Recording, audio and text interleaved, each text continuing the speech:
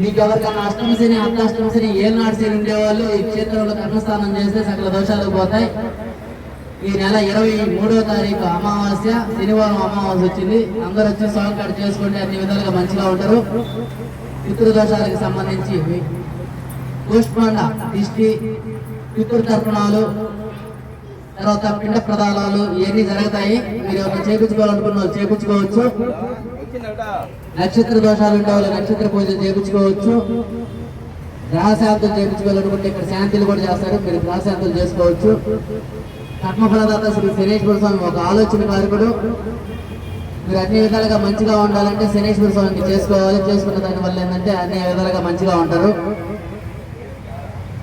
ఇక్కడ కర్మఫలదాత శనేశ్వర స్వామి ఏంటంటే ఆలోచన కారకుడు. మీకు ఎవరైనా ఆలోచన విధి విధానం ప్రకారం అన్ని జరుగుతూ ఉంటాయి. దాని ప్రకారం ఈ క్షేత్రంలో మీరు కర్మస్థానం కానీ, కోష్మాండ దిష్టి కానీ, కోష్మాండ దీపారాజన కానీ, తైలాభిషేకం కానీ చేసుకుంటే శనేశ్వర స్వామి కృపా కటాక్షలు కలుగుతాయి. ఇక్కడ అన్నదానం చేయాలంటే మమ్మల్ని సంప్రదించారంటే చెప్తాం ఎలాగ ఏంటి అనేది. దాని ప్రకారం అన్నదానం చేసుకోవచ్చు. అన్నదానం చేస్తే సకల దోషాలు పోతాయి.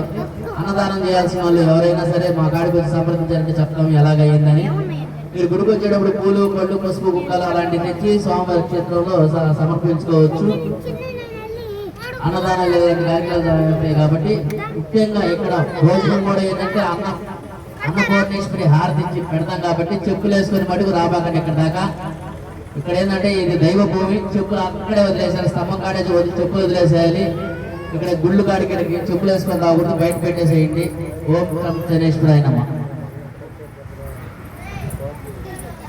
మీరు భోజనం పెట్టేటప్పుడు మీ పితృదేవతల్ని అనుకొని ఒక మొదటి తీసి కాకి పెట్టిన తర్వాత తినండి.